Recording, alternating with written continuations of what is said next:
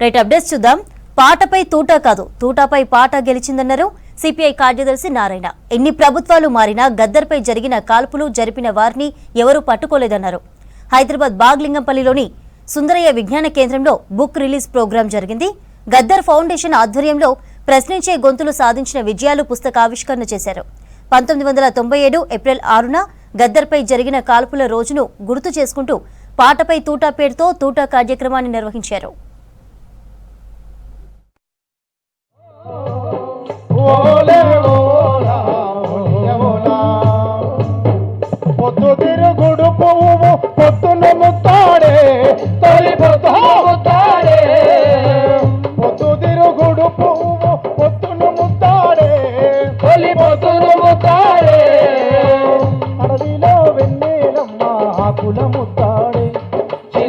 కులముతాడే అడవిలో వెన్నెలమ్మ కులముతాడే చిగురా కులముతాడే ఓలే హోలా ఓలియ హోలా ఓలియ హోలా ఓలియ హోలా ఓలే హోలా ఓలా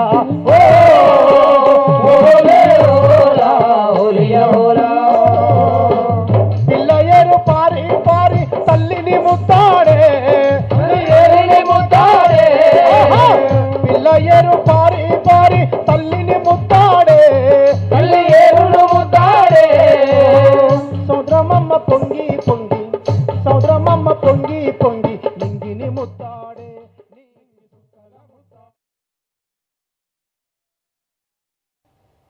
ఒకసారి సంక్షోభంలోకి వస్తున్నాం. ఆపరేషన్ కాగారు సక్సెస్ కావచ్చు, కానీ ఆ సిద్ధాంతాన్ని చంపడం చేత అవుతుందా? ఏ నక్సలైట్ అయితే నమ్మినటువంటి మాసం లేదు సిద్ధాంతాన్ని చంపే హక్కు కానీ లేదా చంపేటువంటి ఛాన్స్ వాళ్ళకుంటుంది ఉండదు. ఇది నాకు సత్యం. ఇప్పుడే మనం గుర్తుంచుకోవాల్సింది. నేను లొంగిపోయిన నక్సలైట్ అని చెప్పడం లేదు. మాజీ నక్సలైట్స్ ఇప్పుడు అయిపోయింది. వచ్చారు, బయటకు వచ్చాం. ఇక ఈ పద్ధాంత చర్చలు చేసుకున్నా ఈ సమాజంలో ఎర్ర జెండాను నమ్ముకున్న వాళ్ళందరూ కలిసి ఒక్క గొడుగు మీద రావాల్సిన అవసరం ఉంది. ఎర్ర జెండాను నమ్ముకున్న శక్తులు వ్యక్తులు మొత్తం ఒకటైతే తప్ప ఈ రాజ్యాంగాన్ని కోసం సాధ్యం కాదు. అది కావాలంటే అందరూ కలిసి ఒకటి కావాలని కోరుతా. ఆయన సినిమా యాక్టరు కాదు, రాజకీయ నాయకుడు కాదు. ఒక్క తెలంగాణలోని మాత్రమే సాధ్యమయ్యే విషయం ఏంటంటే సాధారణ ప్రజలు కూడా ప్రజలకు ఒక నాయకత్వం వహించి ఆ సమాజాన్ని నడిపించటం అనేది వీలవుతుంది. గద్దర్ ఆ పాత్ర పోషించారు. ఆయన నిలబడితే, ఆయన పాడితే సమాజం ఊగిపోయింది, ఆయన వెంట నడిచింది, ఆయన చూపిన దారిలో ముందుకు పోవటానికి సిద్ధపడ్డది. అది ప్రభుత్వం తట్టుకోలేకనే ఆయన పైన కాల్పులు ఆ రోజుల్లో జరిగిన విషయం అందరికీ కూడా తెలిసిందే. నేను అనుకోవటం ఇవాళ మనందరి ముందు ఆయన కర్తవ్యం స్పష్టంగా నిర్వచించిపోయిండు. ఆయన చెప్పిపోయిన నిర్వచించినటువంటి ఆ కర్తవ్యాలనే ఇవాళ నెత్తిన వేసుకొని తిరగవలసిన బాధ్యత మనందరి మీద ఉంది. వరంగల్ నుంచి వచ్చామని గద్దరను కలవాలని తన ఇంటి దగ్గరికి వచ్చి విమలక్కకి చెప్పి వీళ్ళిద్దరూ చనిపోయారు. విక్టర్ చనిపోయాడు, హస్మి చనిపోయాడు. కానీ గద్దరన్న ఆ నెత్తుటి మడుగుల్లో నుంచి లేచి నిలబడ్డాడు. ఆ పాటకున్న శక్తి అది అని వ్యాసాన్ని ముగించాడు. చావు ద్వారాల వద్ద నిలబడి రమ్మని ఆహ్వానిస్తుంటే మృత్యువును విసరి గోడకు దిగ్గొట్టిన వాడు వీరుడు అని రాశాడు సముద్రుడు. అలాంటి వీరుడు గద్దరన్న. చావును మృత్యువును విసరి గోడకు దిగ్గొట్టి మళ్ళీ ఆ నెత్తుటి మడుగుల్లో నుంచి లేచి నిలబడి పాటను అందుకున్న వ్యక్తి గద్దరన్న. అందుకే ఇలాంటి అనేక వ్యాసాలు ఈ పుస్తకంలో ఉన్నాయి. తప్పనిసరిగా మీరందరూ చదవండి. భూమి లేదు అని మనం ఒక పెటిషన్ వేస్తే అది రాజ్యాంగ హక్కు. నీళ్లు లేదు రాజ్యాంగ హక్కు. మొన్న ఖమ్మంలో ఇళ్ళన్నీ కూలగొడితే నిలబడి అడిగింది రాజ్యాంగ హక్కు. అసలు కొట్టడానికి అధికారం లేదని అడగడం కూడా రాజ్యాంగ హక్కు. అంటే డైరెక్ట్గా ఒక పౌరునికి రాజ్యానికి సంబంధం ఉంది. మధ్యవర్తులు అనవసరం కూడా, కానీ వాళ్ళు ఉంటే ఇంకా నెగ్గొచ్చు విజయాలు, కానీ ప్రతి పౌరుడికి తెలియాలా రాజ్యాంగం నాది, నాకేమైతే అవసరాలు ఉన్నాయో, నా హక్కులు ఏమున్నాయో నేను నిలదీసి గవర్నమెంట్ని అడగొచ్చు, పెటిషన్లు వేయొచ్చు. ఒక 3 రోజులు న్యూస్ పేపర్ చదివితే 500 పెటిషన్లు బయటకు వచ్చాయి నాకు. అంత సంబంధం ఉంది పౌరులకి రాజ్యాంగానికి. మనందరికీ రాజ్యాంగం మీద నమ్మకం పెట్టండి అని చెప్పిన మహా వ్యక్తి గద్దర్. ఆ గద్దర్ని మనము ఇవాళ స్మరిస్తూ, ప్రశ్నించి భయం లేకుండా ఫియర్లెస్ క్వశ్చనింగ్. హైదరాబాద్లో డ్రగ్స్ మాఫియాపై పోలీసులు ఉక్కుపాదం మోపుతున్నారు. ఈగల్ టీమ్స్ వరుస దాడులు నిర్వహిస్తూ మాఫియాపై కట్టుదిట్టమైన చర్యలు తీసుకుంటోంది. ఇటీవల కొండాపూర్లోని ఓ పబ్లో జరిగిన ఘటన సంచలనంగా మారగా మళ్లీ మరో డ్రగ్ పార్టీని గోల్కొండలో ఈగల్ టీం అధికారులు బట్టబయలు చేశారు. రాష్ట్రంతో పాటు హైదరాబాద్ను డ్రగ్స్ ఫ్రీ సిటీగా మార్చాలని ప్రభుత్వం సంకల్పించింది. ఇందుకోసం Telangana narcotic bureau eagle team దూకుడు పెంచింది.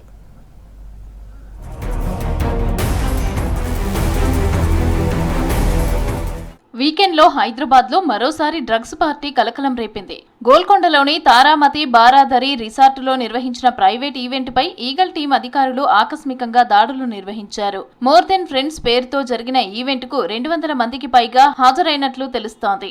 నిర్వాహకులు చివరి నిమిషంలో పోలీసుల అనుమతి కోసం ప్రయత్నించినప్పటికీ అనుమతి రాకముందే ఈవెంట్ ప్రారంభించారు.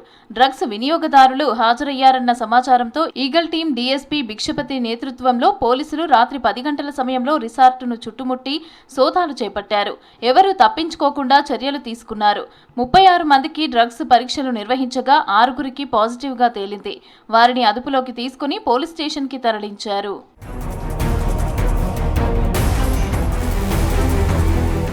డ్రగ్స్ పాజిటివ్గా తేలిన వారిలో పరం సి నిహార్, ఆషి, యోగేశ్వర్, అబ్దుల్ సర్వార్, జాసన్ ఉన్నట్లు తెలిపారు పోలీసులు. డ్రగ్స్ పై ఎలాంటి రాజీ పడే ప్రసక్తే ఉండదన్నారు. అనుమతి లేకుండా నిర్వహించే ఈవెంట్లు, పార్టీలపై కఠిన చర్యలు తీసుకుంటామన్నారు. సిటీని డ్రగ్స్ ఫ్రీగా మార్చేందుకు ప్రత్యేక దృష్టి సారించామన్నారు ఈగల్ టీం అధికారులు. హైదరాబాద్లో డ్రగ్స్ మాఫియాపై పోలీసులు ఉక్కుపాదం కొనసాగుతోంది. ప్రత్యేకంగా ఏర్పాటు చేసిన ఈగల్ టీమ్స్ వరుస దాడులు నిర్వహిస్తున్నా డ్రగ్స్ వినియోగం మాత్రం ఆగటం లేదనే విమర్శలు ఉన్నాయి.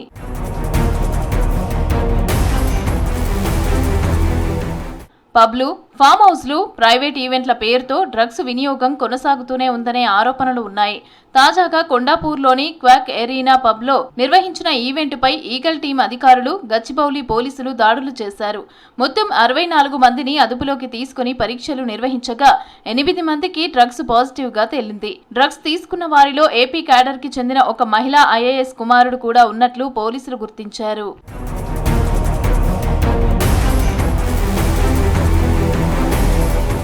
గత ఏడాది డిసెంబర్లో కూడా ఇదే పబ్పై దాడులు జరగగా అప్పుడు 8 మందికి డ్రగ్స్ పాజిటివ్ వచ్చింది.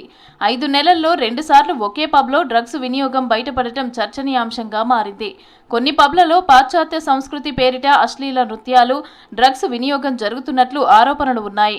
డ్రగ్స్ నియంత్రణ కోసం పోలీసులు వీకెండ్ స్పెషల్ డ్రైవ్స్ చేపట్టినా అవి కొద్ది రోజులకు మాత్రమే పరిమితమవుతున్నాయనే విమర్శలు వినిపిస్తున్నాయి. నిబంధనలను ఉల్లంఘిస్తూ పబ్లు అర్ధరాత్రి తర్వాత కూడా నడుస్తున్నట్లు తెలుస్తోంది.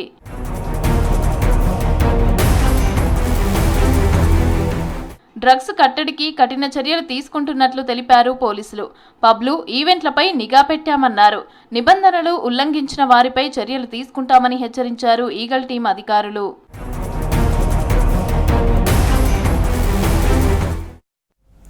హైదరాబాద్లో రాత్రి వేళల్లో హైబీమ్ ఎల్ఈడీ లైట్లతో వాహనదారులు ఇబ్బందులు పడుతున్నారన్నారు మాదాపూర్ ఏసీపీ చంద్రశేఖర్ రెడ్డి. ఎదురుగా వచ్చే వాహనాల హైబీమ్ లైట్లతో క్షణాల్లోనే చూపు తగ్గిపోతుందన్నారు. ఎల్ఈడీ, హెచ్ఐడీ లైట్లను మార్చుకొని ఉపయోగిస్తున్నారని తెలిపారు. హైబీమ్ లైటింగ్ సమస్యపై ప్రత్యేక డ్రైవ్స్ నిర్వహిస్తూ అవగాహన కల్పిస్తున్నారు పోలీసులు. సిటీలో లో బీమ్లో వెహికల్స్ను నడపాలంటున్న మాదాపూర్ ఏసీపీ చంద్రశేఖర్ రెడ్డితో రాంప్రసాద్ ఫేస్ టు ఫేస్.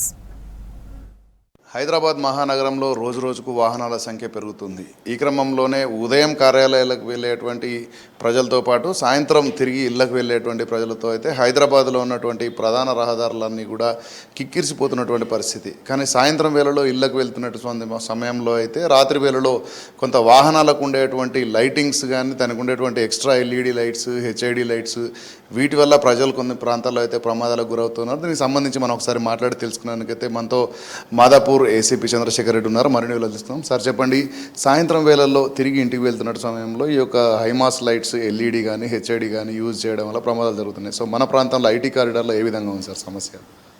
నమస్తే అండి. ఈ వాహనదారులు ఎప్పుడైతే డ్రైవ్ చేస్తూ వెళ్తారో సో తప్పనిసరిగా డ్రైవ్ చేసేటప్పుడు నైట్లో లో బీమ్ ద్వారానే డ్రైవ్ చేసుకుంటూ వెళ్ళాలి. సో హై బీమ్ వేయడం వల్ల ఏంటంటే ఏదైతే వెహికల్స్ వస్తున్నాయో ఆ వెహికల్ టైప్ ఏది, అది 2 వీలరా, 4 వీలరా, 3 వీలర్ అనేది కనిపించడం జరగదు. సో లో బీమ్లో వెళ్ళడము, సో ఎదురుగా వెహికల్ వచ్చినప్పుడు మనం డిప్ చేయడం వల్ల మన వెహికల్ ఎదురు వారికి మేక్ ఏదనేది తెలుస్తుంది. సిమిలర్గా అవతల వ్యక్తి కూడా అదేవిధంగా డిప్ చేయడం వల్ల సో ఇద్దరు టైప్ ఆఫ్ వెహికల్స్ నోటీస్ చేసిన తర్వాత ఎంత స్పేస్ వాళ్ళకు వదలాలనేది ఒక అవగాహనకు వస్తారు. అలా రావడం వల్ల ఏంటంటే మనం ప్రమాదాలు నివారించవచ్చు. ఇది కాకుండా ఏంటంటే హై బీమ్ లైట్ వేయడం వల్ల ఎదుటి వ్యక్తి యొక్క విజన్ 2 to 5 సెకండ్స్ అనేది బ్లాంక్ అయిపోతుంది, బ్లైండ్ అయిపోతుంది. సో దీనివల్ల ఆ 2 to 5 సెకండ్స్లో కొన్ని బ్లైండ్ స్పాట్స్ ఉంటాయి, యాక్సిడెంట్ స్పాట్స్ ఉంటాయి.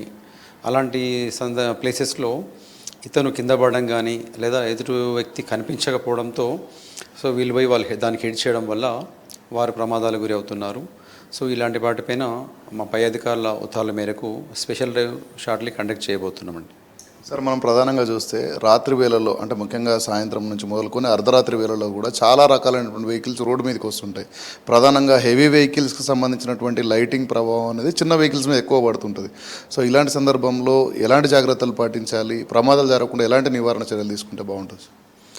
ఈ ట్రాఫిక్ రూల్స్, ట్రాఫిక్ చట్టం అయితే 1988 మోటార్ వాహనాల చట్టం అనేది డ్రైవ్ చేస్తున్నటువంటి ప్రతి ఒక్కరూ ఇంక్లూడింగ్ పాదాచారులు కూడా, ఎందుకంటే రోడ్ క్రాస్ చేయడం అనేది కూడా అతనికి దైనందిన కార్యక్రమం. వారు కూడా రూల్స్ పాటించుకుంటూ ఎక్కడైతే రోడ్ క్రాస్ చేయాలనేది చూసి వెళ్ళాలి. కారణం ఏంటంటే ఈ నైట్ ఇన్సిడెంట్స్ ఏవైతే ఉన్నాయో ఎక్కువగా ప్రమాదాలకు గురవుతున్న వాళ్ళు పెడెస్ట్రియన్స్. ఎందుకంటే వాళ్ళు వచ్చేది ఈ వెహికల్స్కు కనిపించకపోవడం ఒకటి. మీరు అన్నట్లు ఈ 2 వీలర్స్ వారు ఎక్కువగా 3 వీలర్స్ ప్రమాదాలకు గురవుతున్నది రికార్డ్స్ ప్రకారం కూడా అది వాస్తవం అది. సో దీని కొరకు మేము చెప్పే చట్టం ప్రకారం అయితే ఉందో ఆ ప్రకారం అందరూ కూడా రూల్స్ను పాటిస్తూ హై బీమ్ అనేది ఓన్లీ హైవేలో వెళ్ళేటప్పుడు లాంగ్ విజన్ కొరకు మనం వాడడం జరుగుతుంది. సిటీలో ఆల్మోస్ట్ ఆల్ మనకు అన్నీ కూడా స్ట్రీట్ లైట్స్ అనేవి కంపల్సరీ ఉంటాయి. సో లో బీమ్ ద్వారా వెళ్ళడం వల్ల ఎలాంటి తనకి ఇబ్బంది ఏం లేదు. అట్ ద సేమ్ టైం ఎదుటి వ్యక్తి కూడా మనం రెస్పెక్ట్ ఇచ్చినట్టు ఉంటుంది. అట్ ద సేమ్ దీంతోపాటు యాక్సిడెంట్స్ కూడా నివారించడంలో ఉపయోగపడుతుందండి. సార్ ప్రధానంగా మనం చూస్తే రోడ్లపై వెళ్తున్నటువంటి వాహనాలన్నిటికీ కూడా కేంద్ర ప్రభుత్వం ఆల్రెడీ లైటింగ్ విషయంలో ఒక ఖచ్చితమైనటువంటి నిర్ణయం తీసుకుంది. 24 గంటలు లైట్లు వచ్చే విధంగా అయితే మ్యానుఫ్యాక్చరింగ్ జరుగుతుంది కదా. సో ఎక్స్ట్రా లైటింగ్ పెట్టుకునే వాళ్ళని ఎలా అధిగమిస్తున్నారు, ఎలాంటి చర్యలు తీసుకున్నారు సార్? సో దీన్ని మనము ఆల్టరేషన్ అనే మాట చెప్పడం జరుగుతుంది. షోరూమ్ నుంచి ఏవైతే ఫిక్చర్స్ అంటాం, ఆల్రెడీ ఫిట్ అయి ఉన్నటువంటి లైటింగ్ కావచ్చు, లేదనుకుంటే అదర్ ఆస్పెక్ట్స్ ఉంటాయి.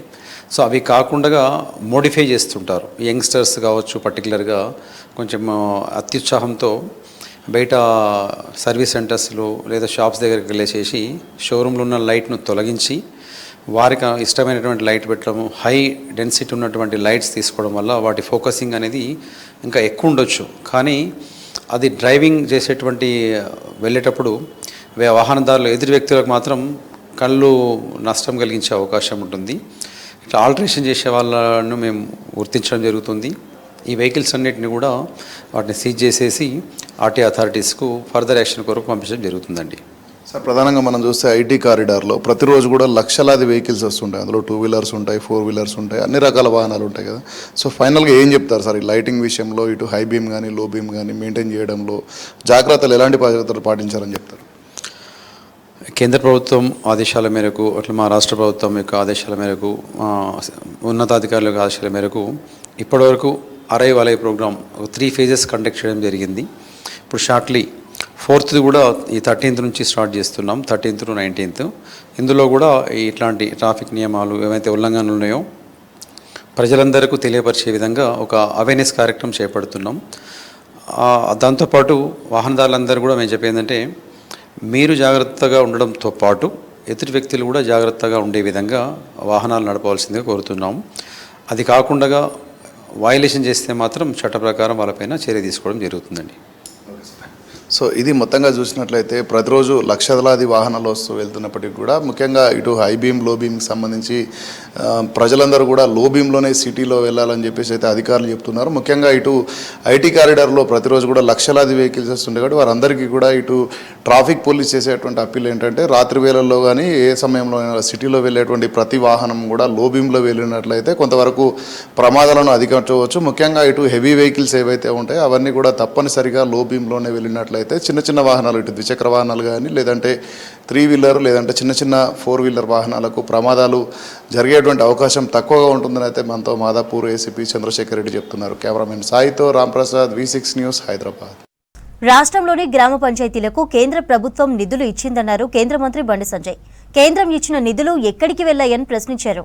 పోలీసులు, కార్పొరేషన్ సిబ్బంది మీద జరిగిన దాడిని తీవ్రంగా పరిగణించాలన్నారు. హైదరాబాద్ పాత బస్తీలో శ్రీకృష్ణుడి టెంపుల్ను సందర్శించారు.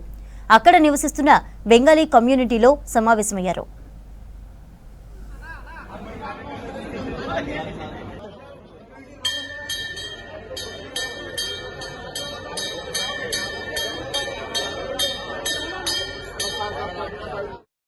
ఏడ పోతాడా ఉపన్యాసాలు ఇస్తావు, ఏడ పోతే వేల కోట్లు ఇస్తాడు, ఒక్క రూపాయి ఇవ్వవు.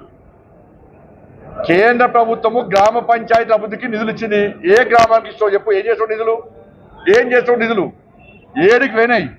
బట్ రాష్ట్ర ముఖ్యమంత్రి వెంటనే స్పందించాలి. నిన్న పోలీస్ అధికారుల మీద, కార్పొరేషన్ సిబ్బంది మీద దాడి జరిగిన విషయాన్ని ముఖ్యమంత్రి తీవ్రంగా పరిగణించాలి. లేకుంటే పాత బస్తీ మొత్తం ఆగమాయే ప్రమాదం ఉంది.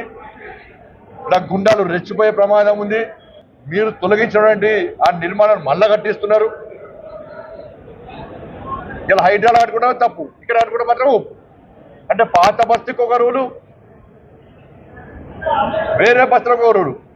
పాత బస్తీకి ఆ ముఖ్యమంత్రి స్వయం ప్రతిపత్తి కల్పించింది కావచ్చు. మీరు పాత బస్తీలో ఏమన్నా వేసుకోండి, రోడ్లు కబ్జా అయ్యి, ప్రభుత్వ స్థలాలు కబ్జా అయ్యి, హిందువుల ఆస్తులు దోసుకోండి, హిందూ అమ్మాయిలను లోపరుచుకోండి, డ్రగ్స్ సప్లై చేసుకోండి, దొంగదండ లంగదండ ఏంటి అని చెప్పి వాళ్ళకు ఉపయోగినవా? కాబట్టి ఈ విషయంలో రాష్ట్ర ముఖ్యమంత్రి స్పందించాల్సిందిగా నేను డిమాండ్ చేస్తాను. ఇరాన్ యుద్ధం ప్రభావంతో ఎల్పీజీ బంకుల దగ్గర నో స్టాక్ బోర్డులు దర్శనమిస్తున్నాయి. గంటల తరబడి ఉన్నా గ్యాస్ దొరకడం లేదంటున్నారు ఆటో డ్రైవర్లు. కొంతమంది బంకు నిర్వాహకులు అధిక ధరలకు గ్యాస్ అమ్ముతున్నారని తెలిపారు. బ్లాక్ దందాను కట్టడి చేయాలని కోరారు. ఎల్పీజీ గ్యాస్ దొరక్క, గిరాకీ లేక ఆర్థికంగా ఇబ్బందులు పడుతున్నామని ఆవేదన వ్యక్తం చేస్తున్నారు ఆటో డ్రైవర్లు.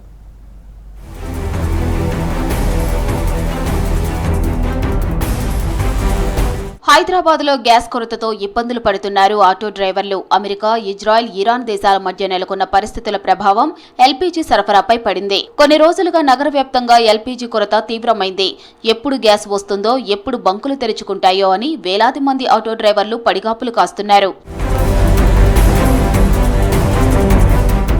నగరంలోని మెజారిటీ ఎల్పీజీ బంకులు ఇప్పుడు వెలవెలబోతున్నాయి. ఎక్కడ చూసినా నో స్టాక్ బోర్డులే కనిపిస్తున్నాయి. గ్యాస్ కంపెనీలకు బంకుల యజమానులు సకాలంలో నగదు చెల్లించకపోవడం, దిగుమతులు తగ్గడంతో గ్యాస్ సరఫరాపై ప్రభావం పడుతోంది. గ్యాస్ లేక బంకులు మూతపడటంతో ఆటోలు స్టాండ్లకే పరిమితమయ్యాయి. పని లేక ఆర్థికంగా ఇబ్బందులు పడుతున్నామని తెలిపారు ఆటో డ్రైవర్లు. 15 రోజులు రోడ్డు మీద పంటున్నాం. రోజు ఇంటికాడ పిల్లలు ఏం తినాలి, మేము ఎట్లా బతకాలి చెప్పండి. మా పరిస్థితి రోడ్డు మీద పండుకున్నాం. 3 రోజుల నుంచి పంపోళ్ళకి అడగండి. అటు పోలేము, ఇటు రాలేము. రోడ్డు మీద ఏడంటే ఆడ చేస్తున్నాం చెప్పండి. ఏడ దొరకట్లేదు ఎల్పీజీ, ఏడ లేదు. ఒక్కొక్క రోజు నైట్లా పండుకొని తెల్లారి వరకు కొడతా అంటున్నారు. ఇప్పుడేమో ఫస్ట్కి వస్తూ ఉంటుంది, సో సెకండ్కి వస్తా ఉంటుంది, 5 తారీఖు వస్తా అంటున్నారు. ఏం చేయాలి ఇప్పుడు, ఎట్లా బతకాలి? ఓపెన్ చేసి ఉన్న బంకు ముందు కిలోమీటర్ల మేర ఆటోలు క్యూ కడుతున్నాయి. తెల్లవారుజాము నుంచే బారులు తీరుతున్నారు. గంటల కొద్దీ లైన్లలో నిల్చున్నా తమ వంతు వచ్చేసరికి గ్యాస్ అయిపోతుందన్నారు డ్రైవర్లు. స్టాక్ తక్కువగా ఉండటంతో ధరలు పెంచేస్తున్నాయి గ్యాస్ బంకులు. దీంతో పెరిగిన రేట్లకు గ్యాస్ కొనుగోలు చేస్తున్నారు. రోజుకు 500 రూపాయలు సంపాదించడమే కష్టంగా ఉందంటున్నారు ఆటో డ్రైవర్లు. 8 दिन से ना यहाँ गैस आ रही नहीं, शॉर्टेज होते जा रहा. फिर अभी 5 तारीख से पहले शॉर्टेज नहीं करते बोल रहे. ऑटो वाले बेचारों को रोडों पे परेशानी हो रही है और ऑटो में 2 जनों का इंतकाल होगा ऑटो में. और बोले तो कभी भी पूछ रहे तो करना क्या, ऑटो वाले बेचारे घरों को गए तो जोरुआ परेशान कर रहे. बाहर आए तो रोड पे पब्लिक परेशान कर रही. पंपों पे गैस नहीं है, कहाँ जाके लेके आएंगे वो लोग. గ్యాస్ సంక్షోభంపై కేంద్ర రాష్ట్ర ప్రభుత్వాలు స్పందించాలని కోరుతున్నారు ఆటో డ్రైవర్లు. గ్యాస్ సరఫరాను పెంచాలని, బ్లాక్ మార్కెట్ దందాను అరికట్టాలన్నారు.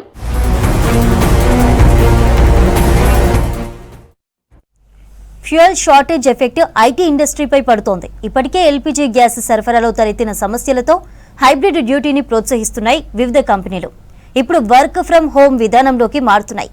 ఉద్యోగుల రాకపోకలపై ఇబ్బందులు పడకుండా ఉండేందుకు పలు సంస్థలు వర్క్ ఫ్రం హోంను మళ్లీ అమల్లోకి తీసుకొస్తున్నాయి.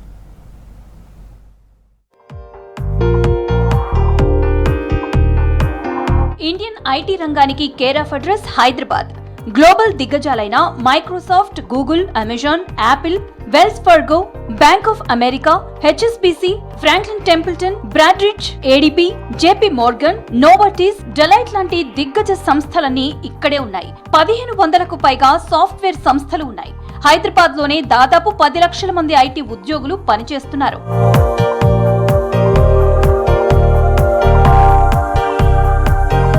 హైదరాబాద్ లో పెట్రోల్ సరఫరా సమస్యతో ఐటీ సంస్థలు కీలక నిర్ణయాలు తీసుకుంటున్నాయి.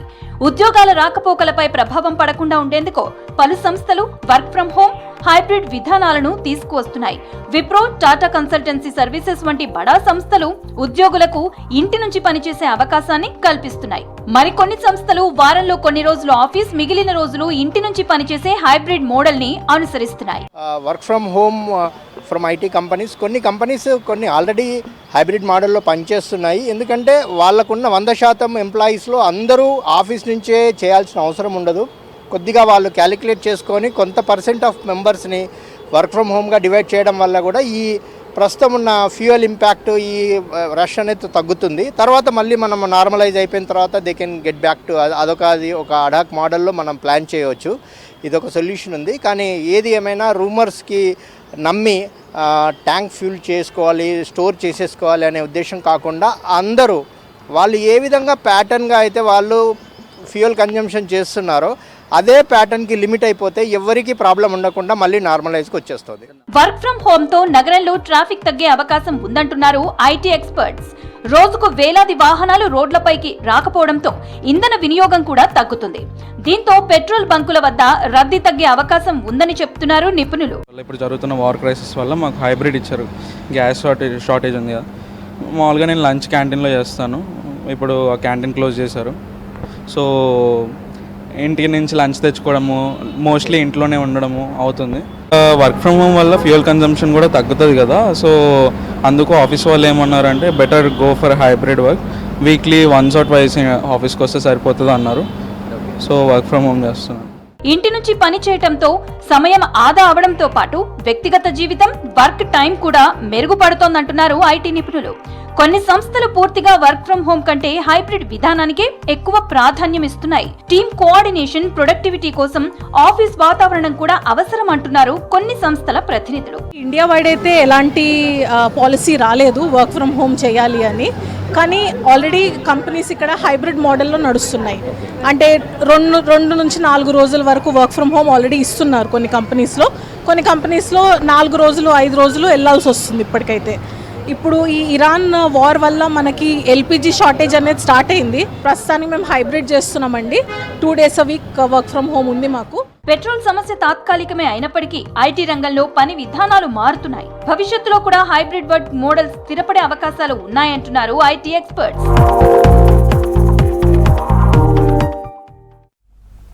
ఆధునిక కాలంలో ఆటిజం కేసులు పెరుగుతున్నాయంటున్నారు మానసిక వైద్య నిపుణులు. వయసుకు తగ్గట్టు పిల్లల్లో మానసిక ఎదుగుదల లేకుంటే తల్లిదండ్రులు గుర్తించాలని సూచిస్తున్నారు.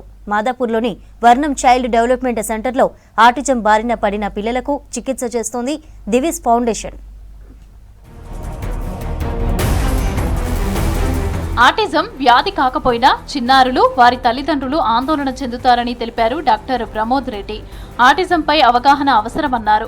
బుద్ధిమాంద్యానికి పర్మనెంట్ సొల్యూషన్ లేకపోయినప్పటికీ కొన్ని థెరపీలతో తగ్గించవచ్చన్నారు. ప్రజల్లో ఆటిజంపై అవగాహన కల్పిస్తున్నామని తెలిపారు ప్రమోద్ రెడ్డి. సామర్థ్యం ఎలా ఉన్నా ప్రతి పిల్లవాడికి అభివృద్ధి చెందే హక్కు ఉంది. Divi's foundation apart from running ఈ వర్ణం చైల్డ్ డెవలప్మెంట్ సెంటర్, మేము వివిధ జాతీయ అంతర్జాతీయ సంస్థలతో పనిచేస్తాం. ఈ ఏరియాస్ మేము పనిచేసే ఏరియాస్ ఏంటంటే, 1 is creating awareness, 2 is increasing identification. ఈ అవేర్నెస్ ఐడెంటిఫికేషన్ ఉంటే ఎర్లీ ఇంటర్వెన్షన్ అవుతుంది. ఎర్లీ ఇంటర్వెన్షన్ అవుతే the outcomes are better. We are also working with various professional bodies to increase the capacity building in this space. Occupational, speech and language, remedial, special education, behaviour, physio, audiology, art, yoga థెరపీలు చేస్తున్నామని తెలిపారు డాక్టర్లు. Psychological counselling ఇస్తూ పిల్లలకు చికిత్స చేస్తున్నామన్నారు. ఆటిజంపై తల్లిదండ్రులకు అవగాహన కల్పిస్తున్నామన్నారు డాక్టర్లు. ఈ ప్రాబ్లం ఏముంది, ఎంతవరకు ఉంది, ఎలా సాల్వ్ చేయాలి అనేది చూసి దానికి తగిన టెస్ట్ చేసి మళ్ళీ సంబంధించిన థెరపిస్ట్ వాళ్ళు అసెస్మెంట్స్ అవి చేస్తారు. అసెస్మెంట్ చేశాక we will plan therapy for them. So ఆ థెరపీ ప్లాన్ చేసి ఒక 3 నెలలు కరెక్ట్గా తీసుకున్నాక ఎలా ఉంది అనేది మళ్ళీ ఒకసారి రివ్యూ చేస్తాం. ప్రోగ్రెస్ బాగానే ఉంటే then will tell them that what they can do at home. ఇంకా కొంచెం అవసరం ఉంటుంది అంటే we'll ask them to continue. So that is what we do here. So ఇక్కడ మాకు అన్ని విభాగాలు ఉన్నాయి. Occupational therapy, speech therapy, behaviour therapy, remedial education, మాకు ఇక్కడ ఆడియాలజీ స్క్రీనింగ్ అంటే బేరా టెస్ట్ అది ఉంటుంది. మళ్ళీ విజన్ థెరపీ కూడా చేస్తారు. ఆటిజం అంటే న్యూరో డెవలప్మెంట్ డిసార్డర్ అన్నారు డాక్టర్లు. పిల్లల ఎదుగుదల క్రమంలో ఇతరులను చూడటం, పాకటం, తప్పటడుగులు వేయటం, మాటలు నేర్చుకునే సమయంలోనే ఆటిజంను గుర్తించే వీలు ఉంటుందన్నారు. ఏదైనా లోపం కనిపించినా వెంటనే మానసిక వైద్యులను సంప్రదించాలని సూచించారు డాక్టర్లు. Autism is basically a neurodevelopmental condition where a child's brain develops and functions in a different way compared to our typical patterns, and that affects the way they communicate, interact and experience the world around them. So the children on the spectrum usually have some social communication difficulties, ante name call ki response ivvakapodamo, లేకపోతే difficulty in understanding social cues, and they have certain repetitive restrictive patterns of behaviour. So లైన్గా objects పెట్టడము or playing in an unusual manner. And they also have different sensory responses, so overly or undersensitive to certain textures, lights, sounds. These are all part of the spectrum. But what we need to understand that it's a spectrum, so each child on the spectrum is unique. So they all have their unique strengths and challenges just like the rest of us. So autism అనేది jeans వల్ల ఉన్న environment వల్ల, environment యొక్క effect jeans మీద వల్ల వచ్చే అవకాశం ఉంటుంది. ఒక్క స్క్రీన్ టైం వల్లనే ఆటిజం అనేది రాదు. కాకపోతే ఆటిజం ఉన్న పిల్లలకి లేదా మామూలుగా ఏ ప్రాబ్లం లేని పిల్లలకు కూడా ఎక్కువ స్క్రీన్ టైం చూపిస్తే వాళ్ళు సోషల్గా అంటే మిగతా వాళ్ళతో ఎక్కువ కలవకుండా ఉండటము, లేకపోతే మాట్లాడకుండా ఉండటము, ఇంకా దాని మీదే దృష్టి, దానిలో ఎలా మాట్లాడుతున్నారో అలాగే మాట్లాడతాము, ఎలా అవసరంగా ఇప్పుడు ఏదైనా కావాలి అంటే కావాలి అని అనకుండా రైమ్స్ చెప్పినట్టు చెప్పటము, ఇలాంటివి జరుగుతుంటాయి. కాబట్టి ఎక్కువ స్క్రీన్ టైం వద్దంటాము. కానీ ఎక్కువ స్క్రీన్ టైం ఒక్కటే ఆటిజంకి కారణం కాదు. ఆటిజం లక్షణాలను 9 నుంచి 12 నెలల వయసులో కనిపిస్తాయని తెలిపారు డాక్టర్లు. సరిగ్గా చూడకపోయినా, స్పందించకపోయినా, కమ్యూనికేషన్ లేకపోయినా, మాట్లాడకపోయినా వెంటనే పిల్లలకు చికిత్స అందించాలన్నారు. ఆటిజం మీద అవగాహన లేని తల్లిదండ్రులు ఈ ఎదుగుదల లోపం మీద దృష్టి పెట్టకపోతే పిల్లలు ఇబ్బందులు పడతారన్నారు డాక్టర్లు. 12 to 18 months అప్పటి నుంచి కొన్ని ఎర్లీ సైన్స్ అనేవి కనిపిస్తుంటాయి. దాంట్లో ఏంటి కొన్ని సైన్స్ అని అంటే ఐ కాంటాక్ట్ లేకపోవడం, ఇందాక చెప్పినట్టు they do not respond to their name, కమాండ్స్కి ఫాలో చేయలేకపోవడము, మోస్ట్లీ అలోన్గా ఆడుకోవడము, వేరే వాళ్ళతో జెస్చర్స్ కానివ్వండి, కమ్యూనికేషన్ ఇంటరాక్షన్ ఎక్కువ లేకపోవడము, స్పీచ్ డిలే ఉండొచ్చు, లేకపోతే కొన్ని మాటలు మాట్లాడి తర్వాత వాళ్ళు అది ఆపేసేయచ్చు. సో ఇవన్నీ ఉన్నప్పుడు definitely early science of autism అంటాము. అండ్ దీనికి definitely they have to go and get further evaluation. Panic అవ్వాల్సిన అవసరం లేదు, బట్ ఫర్దర్గా ఒక స్పెషలిస్ట్ దగ్గరికి వెళ్ళి దీన్ని ఇవాల్యుయేట్ చేసుకునే అవసరం అనేది ఉంది. ప్రతి 65 మంది పిల్లలలో ఒకరు ఆటిజంతో బాధపడుతున్నారని, ప్రపంచంలో 80 కోట్ల మంది పిల్లలకు ఆటిజం ఉందంటున్నారు నిపుణులు. తల్లిదండ్రులు పిల్లలను చిన్నప్పటి నుంచే జాగ్రత్తగా చూసుకోవాలని సూచిస్తున్నారు డాక్టర్లు. మాదాపూర్లో సున్నం చెరువు, తమ్మికుంట ప్రాంతాలను పరిశీలించారు హైడ్రా కమిషనర్ రంగనాథ్, సైబరాబాద్ కమిషనర్ సృజన. బోరబండ బస్తీ, ఎన్ఆర్ఆర్ పురం నుంచి వచ్చే వరద నీటిని ఇన్లెట్ల ద్వారా చెరువులోకి మళ్లించడం, వరద కాలువలు, ఇన్లెట్ల అనుసంధానంపై క్షేత్రస్థాయి సమీక్ష నిర్వహించారు. మురుగునీటిని డైవర్ట్ చేసి వరద నీటిని చెరువులోకి పంపే ఏర్పాట్లు పరిశీలించారు. మాదాపూర్ బోరబండ రహదారి విస్తరణ అంశంపై పరిశీలన చేశారు. చెరువుల ఆక్రమణలు తొలగించడంతో పాటు చెరువులు నిండినప్పుడు అవుట్లెట్ల ద్వారా నీళ్లు వెళ్లే కాలువల విస్తరణపై చర్చించారు అధికారులు.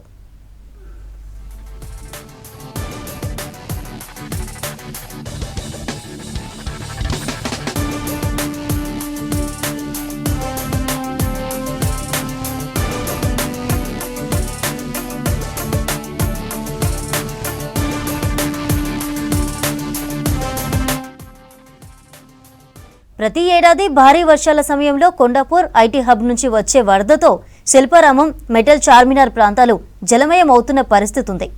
ఆ వరదను నేరుగా తమ్మిడికుంటకు మళ్లించేందుకు ఇన్లెట్లు ఏర్పాటు చేయాలని అధికారులకు ఆదేశాలు ఇచ్చారు కమిషనర్లు. మెటల్ చార్మినార్ రోడ్డులోని ఇన్లెట్ల వినియోగించాలని సూచించారు. అవసరమైతే ఎస్ఎన్డిపి ప్రాజెక్టు ద్వారా వరద కాలువలు అభివృద్ధి చేయాలని చెప్పారు.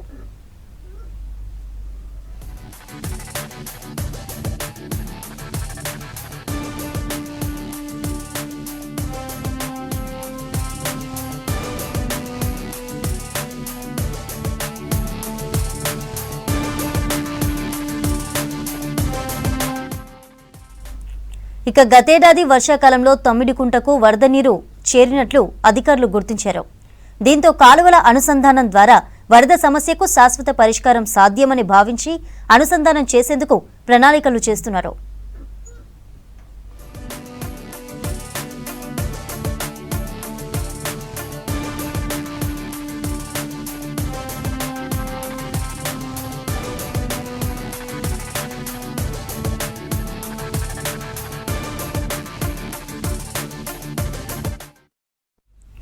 సర్కారు ప్రీ ప్రైమరీ క్లాసులకు మంచి రెస్పాన్స్ వస్తోంది. ప్రైవేటుకు ధీటుగా ఇంగ్లీష్ మీడియం క్లాసులు ఆటపాటలతో కూడిన విద్యా విధానం ఉండడంతో పేరెంట్స్ వీటిలో చేర్పించేందుకు ఆసక్తిని చూపిస్తున్నారు.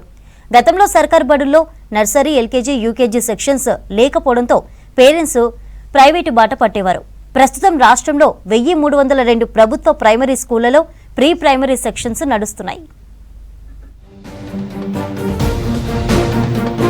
రాష్ట్రంలో సర్కారీ స్కూళ్లు, కాలేజీల అభివృద్ధికి చర్యలు తీసుకుంటోంది ప్రభుత్వం. ఇందులో భాగంగా ఏర్పాటు చేసిన ప్రీ ప్రైమరీ క్లాసులతో సర్కారు బడుల రూపురేఖలు మారుతున్నాయి. ప్రైవేట్ స్కూళ్ల దోపిడీకి అడ్డుకట్ట వేయడంతో పాటు ప్రభుత్వ స్కూళ్లలో అడ్మిషన్లు పెంచే లక్ష్యంతో గతేడాది పైలట్ ప్రాజెక్టుగా 1000 చోట్ల ప్రారంభించిన ప్రీ ప్రైమరీ క్లాసులకు మంచి రెస్పాన్స్ వస్తోంది. 2 ఏళ్ల కిందటి వరకు సర్కారు బడుల్లో ప్రీ ప్రైమరీ క్లాసులు లేకపోవడంతో పేద, మధ్యతరగతి తల్లిదండ్రులు అప్పులు చేసైనా పిల్లల్ని ప్రైవేట్ స్కూళ్లకు పంపేవారు. కానీ ఇప్పుడు పరిస్థితి మారుతోంది. పిల్లల్ని 3 ఏళ్లకే సర్కారు బడులకు పంపించేందుకు మొగ్గు చూపుతున్నారు. దీంతో వచ్చే ఏడాది నుంచి రాష్ట్ర వ్యాప్తంగా వీటిని భారీగా పెంచేందుకు రాష్ట్ర సర్కార్ ఏర్పాట్లు చేస్తోంది. ప్రస్తుతం రాష్ట్రంలో అధికారికంగా 1302 ప్రభుత్వ ప్రైమరీ స్కూళ్లలో ప్రీ ప్రైమరీ సెక్షన్లు నడుస్తున్నాయి. ఇందులో ఇప్పటికే 16,000 మందికి పైగా చిన్నారులు అడ్మిషన్ తీసుకున్నారు. ఈ స్కూళ్లలో పిల్లల ఆలనా పాలన చూసేందుకు ప్రభుత్వం ప్రత్యేకంగా ఒక టీచర్ను, ఆయాను నియమించింది. టీచర్కు 8,000, ఆయాకు 6,000 చొప్పున గౌరవ వేతనం ఇస్తోంది. ప్రైవేట్కు ధీటుగా ఇంగ్లీష్ మీడియం బోధన, ఆటపాటలతో విద్యా విధానం ఉండడంతో పేరెంట్స్ వీటిలో పిల్లల్ని చేర్పించేందుకు ఆసక్తి చూపిస్తున్నారు. చిన్నారులను బడులకు రప్పించేందుకు ప్రత్యేకంగా ఇండోర్, అవుట్డోర్ క్రీడా సామగ్రి, బొమ్మలు, ఆకర్షణీయంగా క్లాస్ రూమ్లు, ఇతర వస్తువుల్ని వారి కోసం సిద్ధం చేసింది. వచ్చే ఏడాది చిన్నారులకు వెల్కమ్ కిట్తో పాటు బ్రేక్ఫాస్ట్ కూడా అందించాలని నిర్ణయించింది. సర్కార్ అనుమతి కోసం ఎదురు చూడకుండా కొన్ని గ్రామాల్లో ప్రీ ప్రైమరీ సెక్షన్ల ఏర్పాటుకు ప్రజలు చొరవ చూపుతున్నారు. ఈ ఏడాది సర్కార్ నుంచి పర్మిషన్ రాకపోయినా 380 బడుల్లో గ్రామస్తులే సొంతంగా చందాలు వేసుకుని ప్రీ ప్రైమరీ క్లాసులు నిర్వహిస్తున్నారు. అమ్మ ఆదర్శ పాఠశాలల కమిటీలు, హెడ్ మాస్టర్ల చొరవతో అవి నడుస్తున్నాయి. వాటిలో పనిచేసే టీచర్లకు, ఆయాలకు జీతాలు ఇచ్చుకుంటూ బడుల్ని కాపాడుకుంటున్నారు. దీంతో తమ ఊర్లో కూడా ప్రీ ప్రైమరీ క్లాసుల నిర్వహణకు అనుమతులు ఇవ్వాలంటూ సర్పంచ్లు, హెచ్ఎంలు విద్యాశాఖ అధికారులపై ఒత్తిడి తెస్తున్నారు. సర్పంచ్లు, హెచ్ఎంలు పేరెంట్స్ నుంచి వస్తున్న డిమాండ్తో 2026-27 విద్యా సంవత్సరానికి మరో 2700 స్కూళ్లలో ప్రీ ప్రైమరీ క్లాసులు ప్రారంభించాలని ప్రభుత్వం నిర్ణయించింది. ఇందుకు సంబంధించి పూర్తి స్థాయి డేటాను పంపాలని డీఈఓను స్కూల్ ఎడ్యుకేషన్ అధికారులు కోరారు. ప్రీ ప్రైమరీ నడిచే అవకాశం ఉన్న స్కూళ్లు ఎన్ని ఉన్నాయి, వాటిలో అడిషనల్ క్లాస్ రూమ్స్ ఉన్నాయా, ఆ స్కూల్ పరిధిలో ప్రీ ప్రైమరీ ఏజ్ గ్రూప్ చిన్నారులు ఎంతమంది ఉన్నారనే వివరాలను తీసుకుంటున్నారు. వచ్చే ఏడాది చిన్నారుల కోసం ప్రత్యేకంగా అడిషనల్ క్లాస్ రూమ్స్ ఏర్పాటు చేయనున్నారు. వీటి ఏర్పాటుతో వేలాది పేద కుటుంబాలకు ప్రైవేట్ స్కూళ్ల ఫీజుల భారం తప్పనుంది. ఇప్పటికీ ప్రైవేట్ పాఠశాలల్లో ప్రీ ప్రైమరీ క్లాసుల్లో భారీగా అడ్మిషన్లు నమోదవుతున్నాయి. గతంలో సర్కార్ బడుల్లో నర్సరీ, ఎల్కేజీ, యూకేజీ సెక్షన్లు లేకపోవడంతో పేరెంట్స్ ప్రైవేట్ బాట పట్టారు. 2014-15లో కేవలం 1.67 లక్షల మంది చిన్నారులున్న ఈ సెక్షన్ 2025-26 నాటికి 6.37 లక్షల మంది చేరారు. చిన్నారులను ప్రీ ప్రైమరీ క్లాసుల్లో చేర్పించేందుకు పేరెంట్స్ ఎంత ప్రాధాన్యత ఇస్తున్నారనేది ఈ లెక్కలే స్పష్టం చేస్తున్నాయి. అబ్బాయిలతో సమానంగా అమ్మాయిలను కూడా పేరెంట్స్ చిన్న వయసు నుంచే బడికి పంపిస్తున్నారు. 2014లో బాలికల సంఖ్య 74,912 ఉండగా 2025-26 నాటికి అది 2,95,713కి చేరుకుంది. గ్రామీణ ప్రాంతాల్లో కూడా విద్యపై అవగాహన పెరగడంతో 2.5-3 ఏండ్ల నుంచే ప్రీ ప్రైమరీ క్లాసులకు పంపుతున్నారు. రాష్ట్ర వ్యాప్తంగా అన్ని సర్కారు బడుల్లో ప్రీ ప్రైమరీ క్లాసులు ఏర్పాటు చేస్తే ప్రైవేట్ అడ్మిషన్లు గణనీయంగా తగ్గుతాయనే అభిప్రాయం వ్యక్తమవుతోంది. హైదరాబాద్లో ట్రాఫిక్ సమస్యలను పరిష్కరించడానికి చర్యలు తీసుకుంటోంది రాష్ట్ర ప్రభుత్వం. సికింద్రాబాద్ కంటోన్మెంట్ ప్రాంతంలో ట్రాఫిక్ రద్దీని తగ్గించేందుకు బేగంపేట ఎయిర్పోర్టు రన్వే కింద మల్టీలేన్ అండర్ పాస్ నిర్మించేందుకు పరిశీలిస్తున్నారు.